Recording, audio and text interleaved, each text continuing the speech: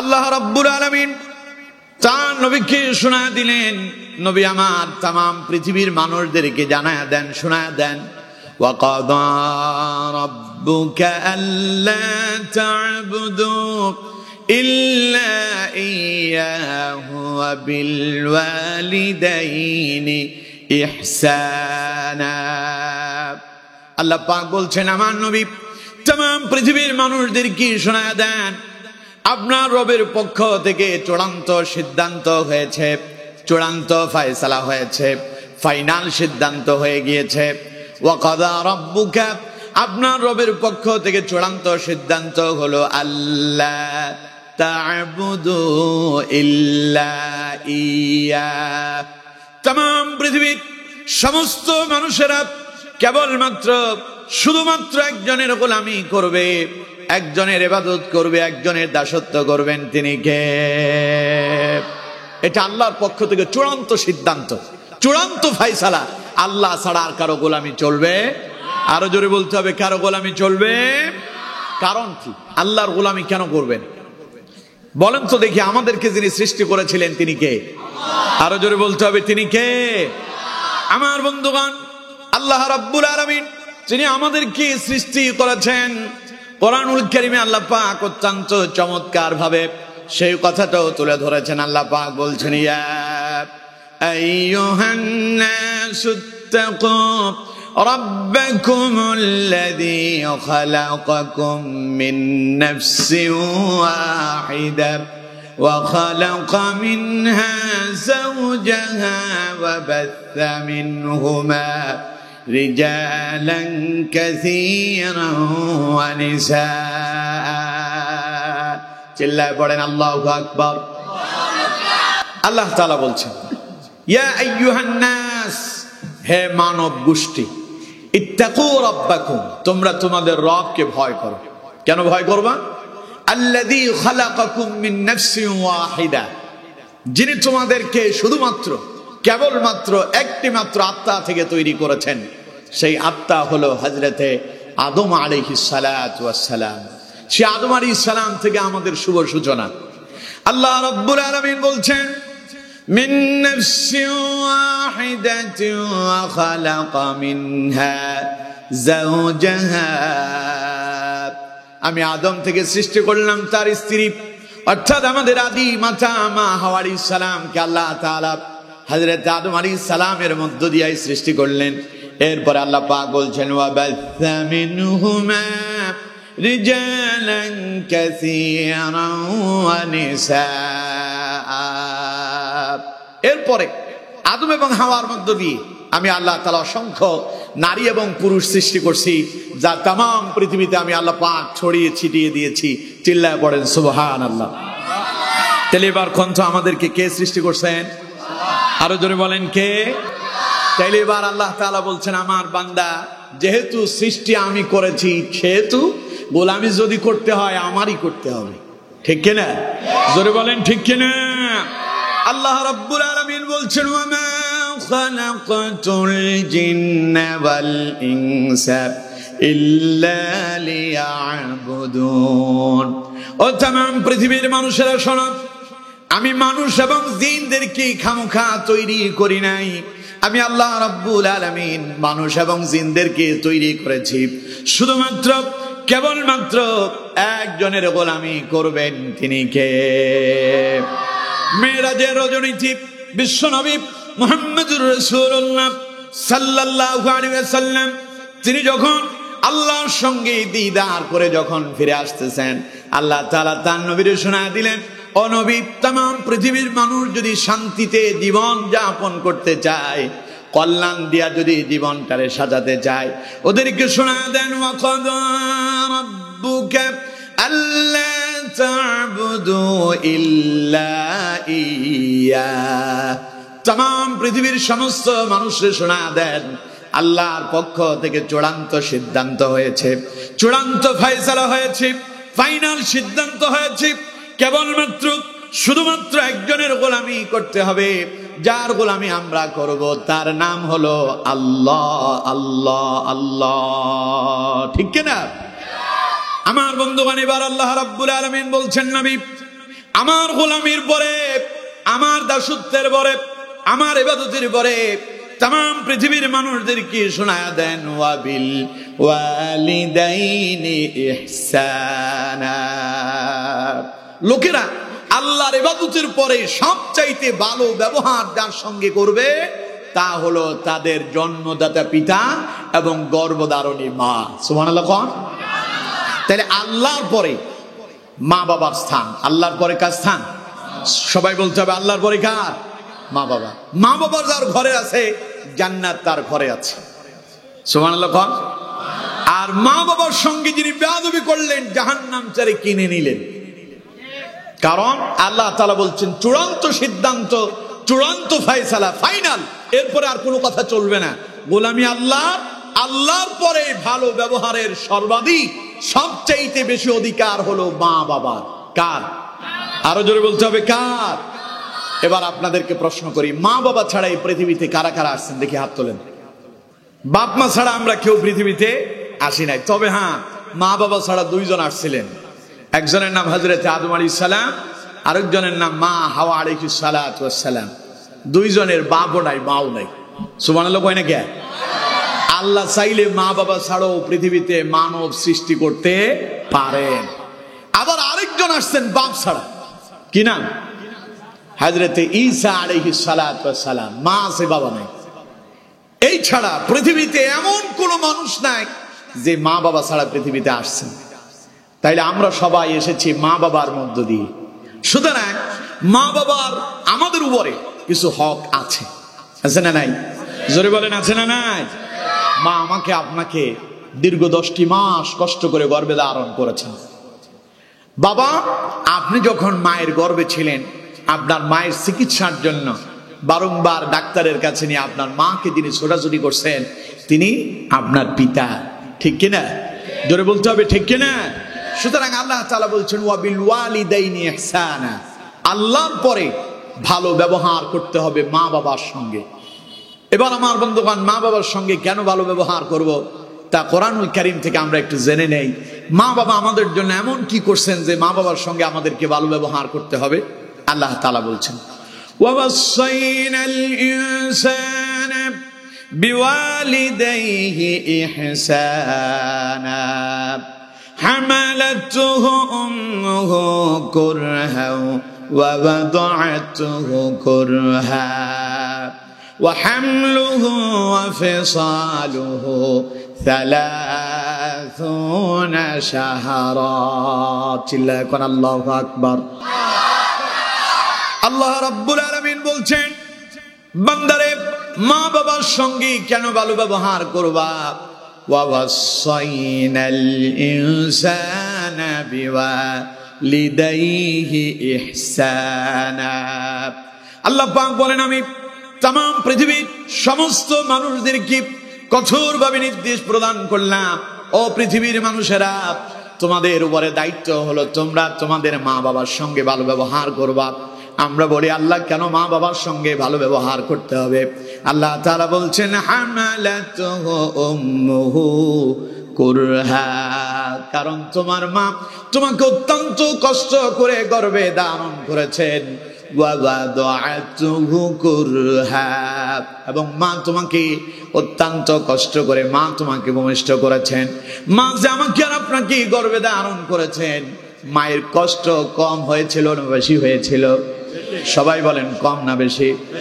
আমার বন্ধুগণ, বিজ্ঞান বলছে, ডাক্তাররা বলছে, মা যখন সন্তান গর্ভে ধারণ করে প্রথম যেই দিন স্বামী এবং স্ত্রী দুইজনের মিলন হয়, এরপরেই যখন সন্তানের বাবার বীর্য গিয়া যখন ফি কারারিম মাকিন মায়ের গর্ভে গিয়া ডিম্বাণুর সঙ্গে যেই দিন ধাক্কা লেগেছিল ওই দিন থেকে মায়ের 4 মাস পর্যন্ত খাবারের ভেতরে বিঘ্ন সৃষ্টি হয়ে গেল।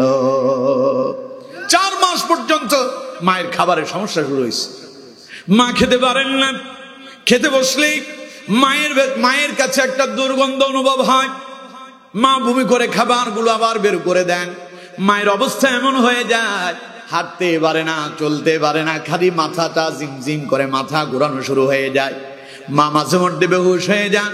4 মাস পরে মায়ের অবস্থার ব্যতিক্রম হয়ে যায়।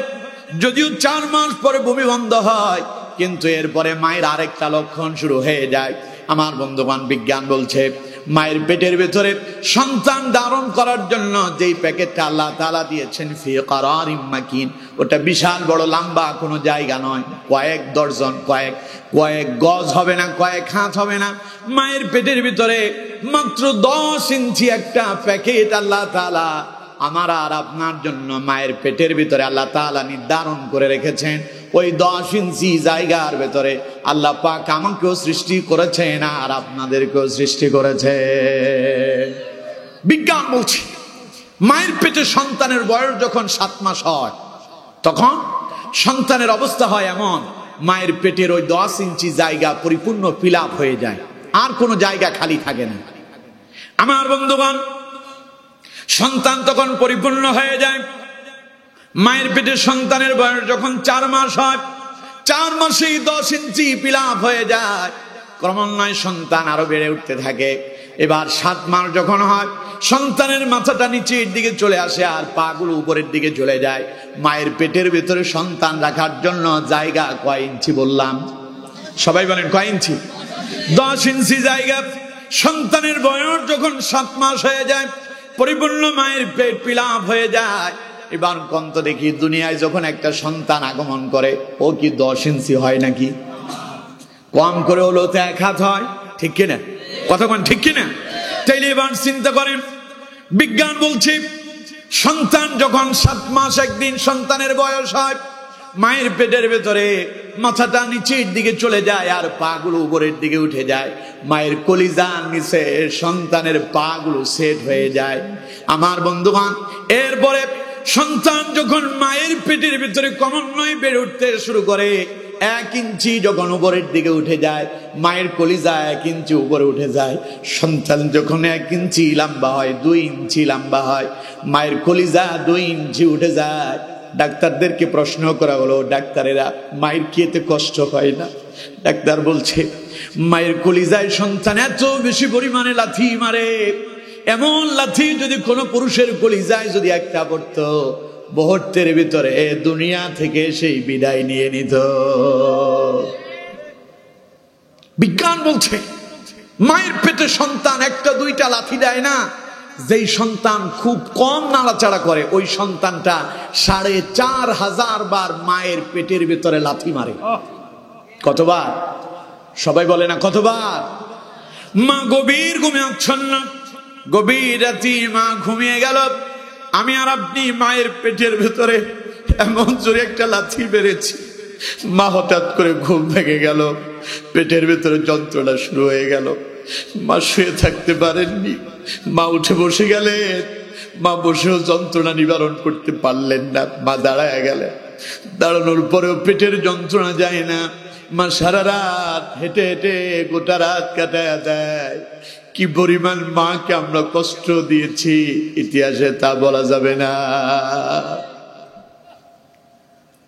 সারা রাত মা না ঘুমায় কাটায় দিল। বিজ্ঞান বলছে, ডাক্তাররা বলেছেন, ওই সন্তান মায়ের পেটের ভেতরে যে লাথিগুলো মেরেছিল, ওই 4500 লাথির ভেতরে 3টা লাথি ছিল অত্যন্ত ভয়ানক। ওই 3টা লাথির আঘাতে মা বারংবার বেহুশ হয়ে যায়। আল্লাহ তাআলা বলছেন হামালাতহু উম্মুহু কুরহা, বান্দা আমি যে তোরে যে বললাম তুই তোর মা বাবার সঙ্গে ভালো ব্যবহার করবি, কেন করবি? কারণ হামালাতহু উম্মুহু কুরহা, তোর মা তোকে 10টা মাস পেটে ধারণ করে কষ্ট করেছে। একটা জীবন্ত মানুষ আর একটা জীবন্ত মানুষের পেটে নিয়ে থাকা, এটা কি খুব সহজ কথা? কথা বলেন, খুব সহজ কথা? মানুষের পেটের ভেতরে মাঝে মধ্যে পিত্তে পাথর হয়, আবার অনেকেরই আছে আপনার কিডনিতে পাথর হয়। এই পিত্তে পাথর বেশিরভাগ সময় পুরুষদেরই হয়। পিত্তে পাথর হলে খাবার বন্ধ হয়ে যায়। পাথরটা কয়েক কেজি ওজনের হয় নাকি? কথা বলেন, কয়েক কেজি ওজনের হয়? সর্বোচ্চ 50 গ্রাম 100 গ্রাম হইতে পারে। এই 50 গ্রাম 100 গ্রামের একটা পাথর, মৃত পাথর, না সেই নাড়াচাড়া করে, না সেই লাথি মারে, না গুতা মারে, সেটা পড়ে আছে পেটের ভেতরে। খাবার বন্ধ হয়ে যায়, পেটের ভেতরে যন্ত্রণা শুরু হয়ে যায়। পুরুষ মানুষটা তখন চটপট করতে থাকে, তাড়াতাড়ি এটাকে অপারেশন করে বের করা লাগবে। যতক্ষণ অপারেশন করা না হচ্ছে ততক্ষণ তার ভেতরে শান্তি আসে না। চিন্তা করেন, এরকম ছোট্ট একটা পাথর আসলে যদি পেটে এত যন্ত্রণা হয়, মায়ের পেটে সন্তান থাকলে মায়ের যন্ত্রণাটা কম হয় না বেশি হয়? এই জন্য আমার বন্ধুগণ, আল্লাহ রাব্বুল আলামিন বলছেন, ওয়াসাইনাল ইনসানা বিওয়ালিদাইহি ইহসানা। আমি तमाम পৃথিবীর সমস্ত মানুষদেরকে কঠোরভাবে নির্দেশ প্রদান করেছি তারা যেন তাদের মা বাবার সঙ্গে ভালো ব্যবহার করে। কারণ হামালাতুহু উম্মুহু কুরহা, মা তাকে অত্যন্ত কষ্ট করে গর্ভে ধারণ করেছে। মা ঘুমাতে পারেন নাই, খেতে পারেন নাই, মা গভীর ঘুমে আচ্ছন্ন দিয়েছে, একটা লাঠি মেরে অথবা একটা গুঁতো মেরেছি, মায়ের ঘুম ভেঙে গেল। সারা রাত মা না ঘুমে কাটিয়ে দিয়েছেন। আমার বন্ধুগণ, এখানে শেষ নয়, আল্লাহ রাব্বুল আলামিন বলছেন, ওয়ামাদাতুহু কুরহা, 10 মাস মা সারা রাত ভালোভাবে ঘুমাতে পারেন নাই, ভালোভাবে খেতে পারেন নাই, চলতে পারেন নাই, ফিরতে পারেন নাই।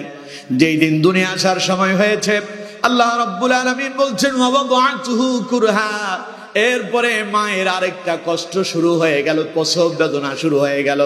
যন্ত্রণায় মায়ের মনে হয় জীবনটা বেরিয়ে যাবে। মাকে তখন নির্দিষ্ট একটা কক্ষের ভেতরে নিয়ে যাওয়া হয়, নির্দিষ্ট একটা রুমের ভেতরে নিয়ে যাওয়া হয়। হসপিটালে নিয়ে যাওয়া হলে মাকে অপারেশন থিয়েটারের ভেতরে নিয়ে যাওয়া হয়। যাওয়ার আগ মুহূর্তে মায়ের সঙ্গে শেষবার সাক্ষাৎ হয় তার স্বামীর। স্ত্রী তার স্বামীকে ডেকে বলেন, স্বামী আমার, জীবনের বহুদিন আপনার সঙ্গে একসঙ্গে অতিবাহিত করেছি, একই সঙ্গে একই বিছানায় ঘুমালাম, একই প্লেটে বসে খাবার খেয়েছি। আজ আমি চলে যাচ্ছি, সন্তান আমার দুনিয়ায় আসবে, তোমারই সন্তান। হয়তো শেষবারের মতো আমি তোমার চেহারা দেখতে পাচ্ছি, দুনিয়ায় হয়তো আমার এই সন্তান আসবে, ঠিক তুমি বাবা হয়তো সন্তানের চেহারা দেখতে পারবে, আমি তার মা হয়ে হয়তো শেষবার তোমার সঙ্গে সাক্ষাৎ করছি। আল্লাহ যদি আমাকে হায়াত দেন তাহলে তোমার সঙ্গে আবারও দেখা হবে, না হয় এটাই জীবনের শেষ দেখা। স্বামী আমার, যদি আমার কোনো ভুল হয়ে যায় দয়া করে আজকের শেষবারের মতো আমার বিদায় দিয়ে দাও। ঠিক না? কারণ মা জানেন সন্তান জন্ম দেওয়া কত কষ্টের।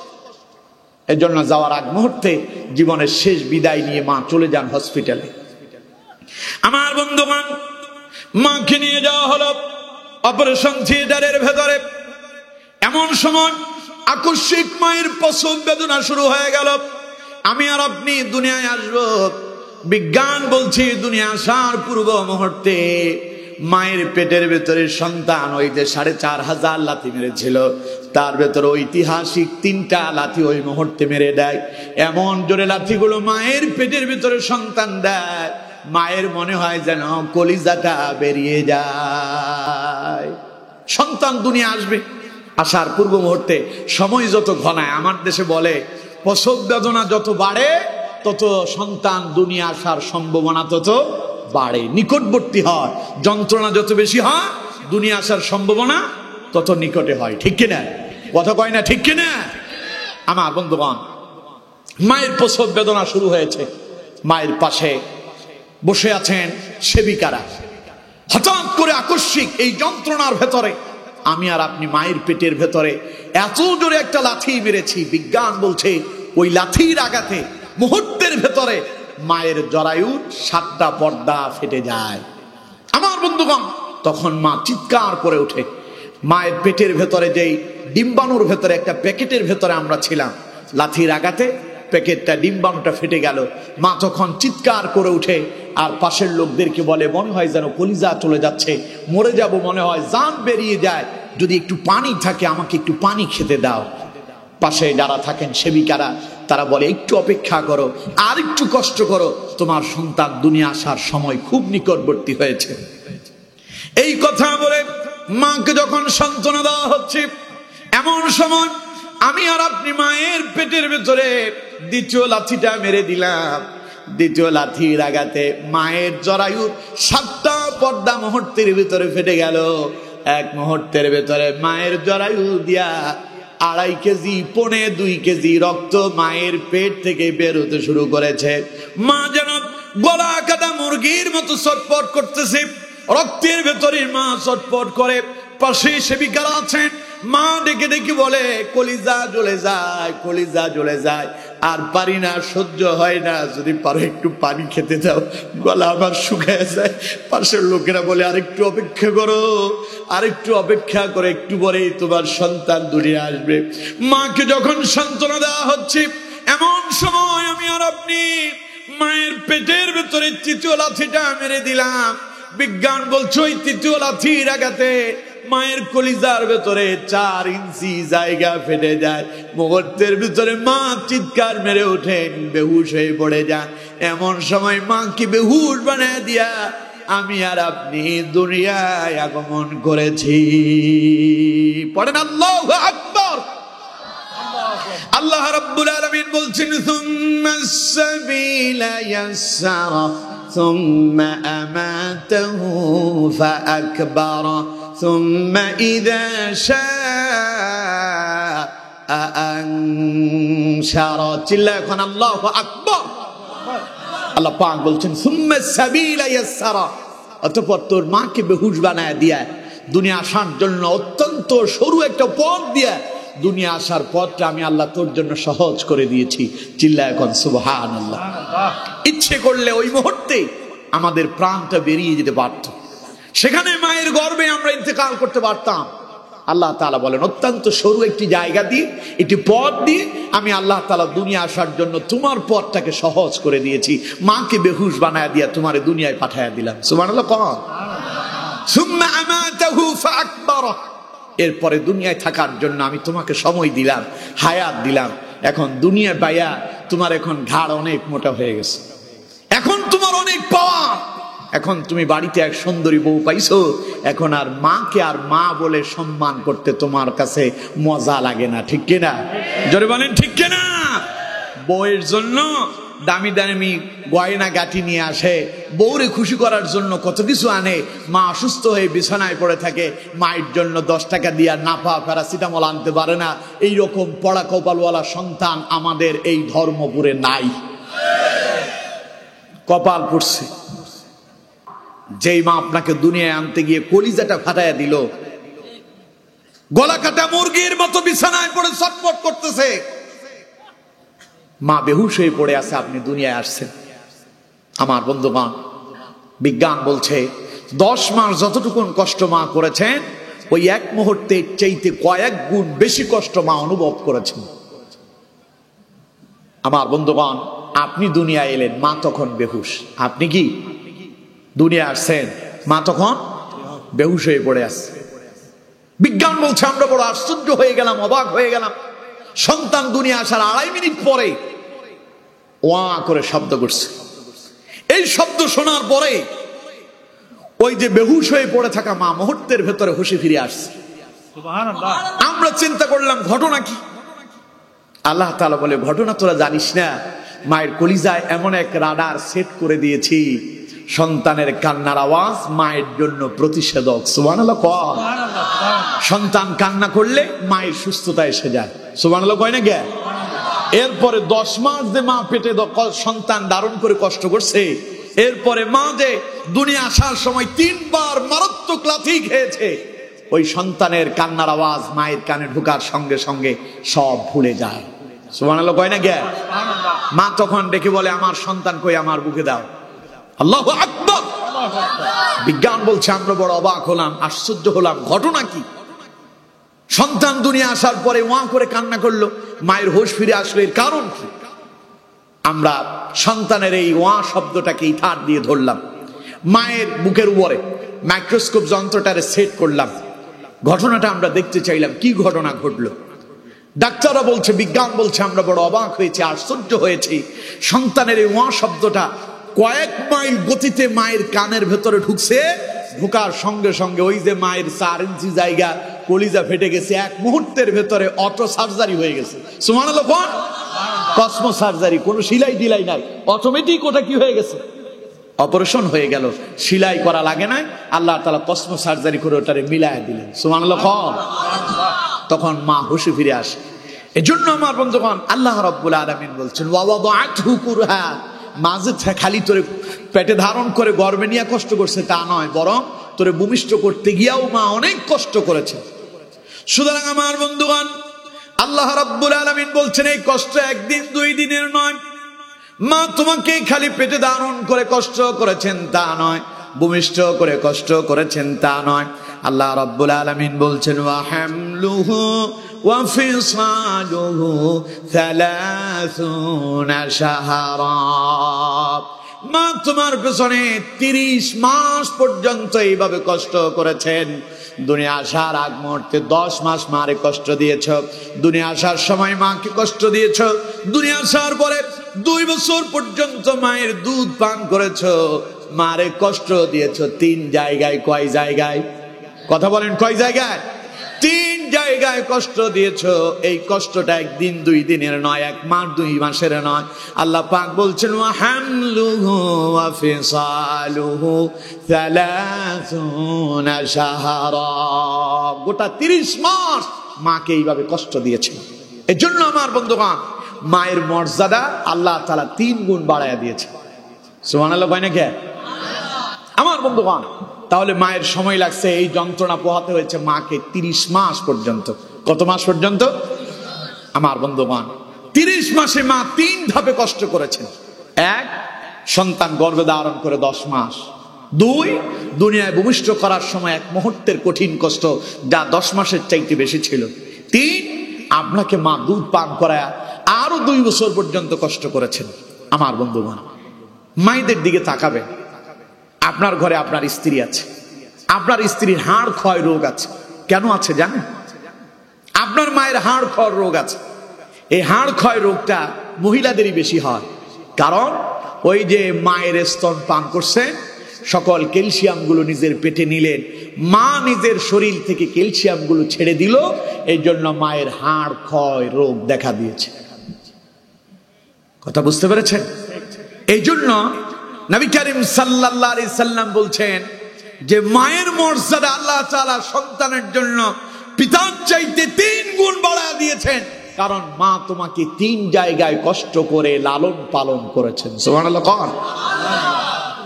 বুখারীর বর্ণনা, একজন সাহাবী নবী করিম সাল্লাল্লাহু আলাইহি সাল্লামের কাছে আসলেন। জাআ রাজুলুন ইলান নবী সাল্লাল্লাহু আলাইহি ওয়াসাল্লাম, একজন সাহাবী রাসূলুল্লাহর কাছে আসলেন, প্রশ্ন করলেন। সুইলান নবী সাল্লাল্লাহু আলাইহি ওয়াসাল্লাম মান আহাক্কু বিহুসনি সাহাবাতি, ইয়া রাসূলুল্লাহ সাল্লাল্লাহু আলাইহি সাল্লাম, আমার কাছ থেকে সবচাইতে ভালো ব্যবহার পাওয়ার অধিকার কার? নবীজি বললেন ক্বালা উম্মুকা, তোমার মায়ের। সাহাবী আবার প্রশ্ন করলেন ক্বালা সুম্মা মান, ইয়া রাসূলুল্লাহ এরপরে কে? নবীজি বললেন ক্বালা উম্মুকা, এরপরে তোমার মা। সাহাবী আবার প্রশ্ন করলেন ক্বালা সুম্মা মান ইয়া রাসূলুল্লাহ, হুজুর এরপরে কে? নবীজি বললেন ক্বালা উম্মুকা, এরপরেও তোমার মা। সাহাবী আবার প্রশ্ন করলেন ক্বালা সুম্মা মান ইয়া রাসূলুল্লাহ, এরপরে কে? নবীজি বললেন ক্বালা আবুকা, এরপরে হলো তোমার পিতা। তাহলে মায়ের কথা কয়বার? সবাই বলেন কয়বার? বাপের কথা, তার মানে একবার বলে বাপের সম্মান কমায় দিছে। কথা কয় না? বাপের সম্মান কমায় দিছে। বাপের সম্মান কমে নাই। কেমনে কমে নাই দেখুন, একটু সামনে আগালেই বুঝতে পারবেন। নবী করিম সাল্লাল্লাহু আলাইহি সাল্লাম বলছেন আল জান্নাতু তাহতা আকদামিল উম্মাহ, মায়ের পদতলে সন্তানের বেহেশত। বেহেশত কোথায়? কথা কয় না? বেহেশত কোন জায়গায়? মায়ের পায়ের নিচে। সুবহানাল্লাহ কয় না কে? এখন মায়ের পায়ের নিচে বেহেশত আছে, মার খুশি কইরা বেহেশতটা নিলেন, কিন্তু বাপের অসন্তুষ্ট করলে সেই বেহেশতে ঢুকতে পারবেন? তিরমিজির বর্ণনা এসেছে, নবী করিম সাল্লাল্লাহু আলাইহি সাল্লাম বলছেন যেই মায়ের পদতলে বেহেশত, সেই বেহেশতের মধ্যবর্তী দরজা হচ্ছেন পিতা। সুবহানাল্লাহ কয় না কে? সেই বেহেশতের মধ্যবর্তী দরজা পিতা। অনেকে কয় হুজুর আমি আমার মায়ের খুব সেবা যত্ন করি, কিন্তু বাপের তেমন একটা দেখি না। এরকম এই জাতিরও কিছু মানুষ আছে না নাই? আরো জোরে বলেন আছে না নাই? অনেকে আবার মা বাবাকে ভাগ করে, ভাই 3 জন 4 জন 5 জন, ভাইরা ভাগ করে, আমার কাছে 3 দিন, তোর কাছে 4 দিন, অমুকের কাছে 5 দিন। মা খাবে 7 দিন, বাপ খাবে 3 দিন। এরকম আছে না নাই? জোরে বলেন আছে না নাই? খবরদার, মা বাবা নিয়ে কোনো ভাগ চলবে না। তোমার ভাই যদি আরেকটা না আসতো, তাহলে তুমি তোমার মা বাবাকে দেখাশোনার দায়িত্ব তোমার এই পালন করা লাগতো, ঠিক কিনা? জোরে বলেন ঠিক কিনা? ভাগ কিসের আবার? তোমার মা বাবা তো তোমার জন্ম দিতে গিয়ে ভাগ করে নাই। 3 দিন আমি পালবো, 3 দিন তোমার বাপ পালবে। 1 সপ্তাহ আমি তোমার দেখাশোনা করব, 1 সপ্তাহ তোমার বাপ দেখবে। ওই বাপ যদি 3 দিন 1 সপ্তাহ তোমারে দেখতো, মা যদি সপ্তাহে 1 সপ্তাহ তোমার দেখাশোনা করতো, ভাগ বটোয়ারা করতো, তোমার মরা ছাড়া কোনো পথ খোলা ছিল না, ঠিক কিনা? কিন্তু তুমি এখন কিসের ভাগ করো? ভাগ কিসের আবার? মা বাবা নিয়ে কোনো ভাগ নাই। মা এবং বাবাকে বলবেন যতদিন বেঁচে থাকবেন আমার কাছে খাবেন। আপনার অন্য সন্তান আছে, মনে চাইলে তারা যদি চায় যাবেন, তবে যতদিন বাঁচবেন ততদিন আমার এখানেই থাকবেন। পারবেন? কথা বলেন, পারবেন? ভাগ করবেন? হ্যাঁ, ছোট ছেলেকে আমি কি সারা মাস খাওয়াবো? ভাই আরো 3টা আছে না, ভাগ করে দেন 10 দিন 10 দিন করিয়া, 1 সপ্তাহ করে। আস্তাগফিরুল্লাহ আল আযীম। আল্লাহ আমাদেরকে হেফাজত করেন, বলেন আমিন। আল্লাহ আমাদেরকে হেদায়েত দান করেন, বলেন আমিন। আমার বন্ধুগণ, নবী করিম সাল্লাল্লাহু আলাইহি সাল্লাম বলছেন, রাগিমা আনফুহু, রাগিমা আনফুহু, রাগিমা আনফুহু। ওই ব্যক্তি ধ্বংস, ওই ব্যক্তি ধ্বংস, ওই ব্যক্তি ধ্বংস। কয়বার বললেন? সবাই বলেন কয়বার? সাহাবী প্রশ্ন করলেন, কিলা মান ইয়া রাসূলুল্লাহ, হুজুর কার ব্যাপারে লানত দিলেন? কার ধ্বংসের কথা আপনি 3 বার বললেন?